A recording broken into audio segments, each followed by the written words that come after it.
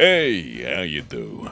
So, Nintendo, or as I like to call them, Nintenshmozo, have just released their financial report for the last quarter. And, let's just say, the Wii U was a bigger deal. Wii U sold 13.56 million units.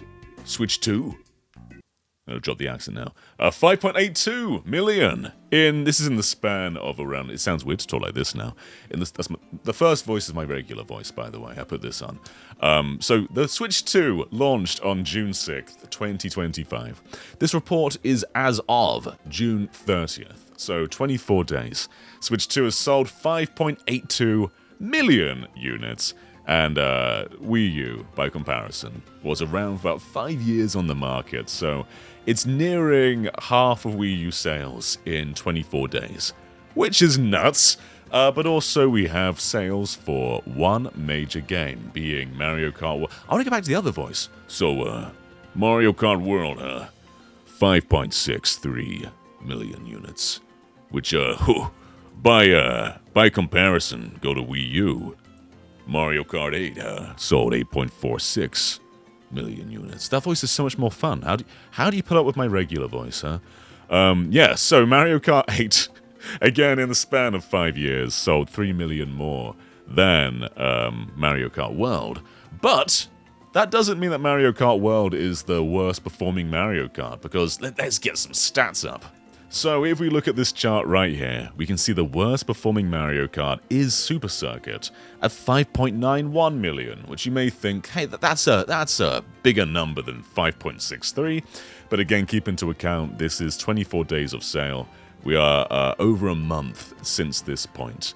And we have learned that the Switch 2 has now sold over 6 million units, a vague number, but somewhere over 6 million. Again, when it comes to actually getting the console, when it comes to supply, that is a restriction, so they're not going to be selling millions and millions more. But by the holiday season, there should be a big restock with many more units being sold. Also, the Switch 1 sold 1 million this quarter. All right. Switch 1 sales are now at 153.1 million. So still another 7 million to sell to catch up with PlayStation 2. But keep into account that the Switch 1 has never actually been discounted properly. Never really had a price drop. And right now the OLED is actually more expensive than Switch launched at. And that is the one that's primarily selling. So I imagine Switch 1's probably still mostly selling with bundles, and that's probably what's pushing it. But speaking of bundles, you'll notice there's a correlation between Switch 2 sales and Mario Kart World sales. So Switch 2, 5.82 million, Mario Kart World, 5.63 million. That's a crazy good attach rate. The attach rate is 97%. And if you're an eager-eyed guy, you'll be saying, John, it was bundled, of course. Almost everyone who got the system got Mario Kart World, and that is true. That is a big reason why it sold so much. But there were units sold that didn't have the bundles, so there are people out there, a small amount probably, who are paying the $80 for Mario Kart World. But most of us got it discounted in the bundle. So it's a hard one to report, but right now it's the only million seller reported on the Switch 2 list. I have a feeling that will change, especially with Donkey Kong, but we have no Donkey Kong sales yet, because it falls far out of the June 30th window. But, you know what?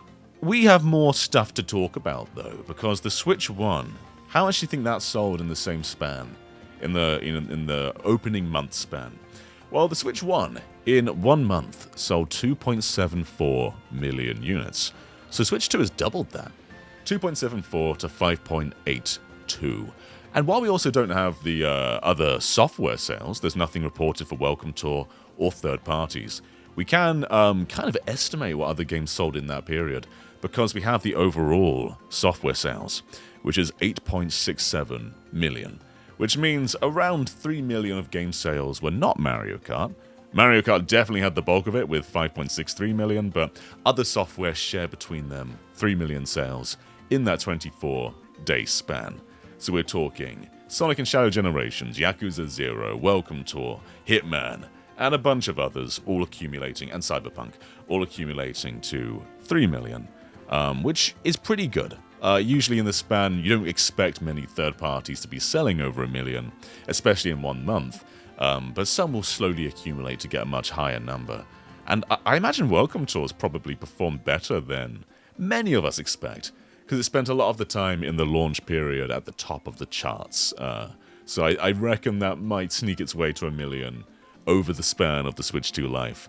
But, you know, so far, so good for the Switch 2. It's not a total bomb. It's actually the biggest console launch of all time.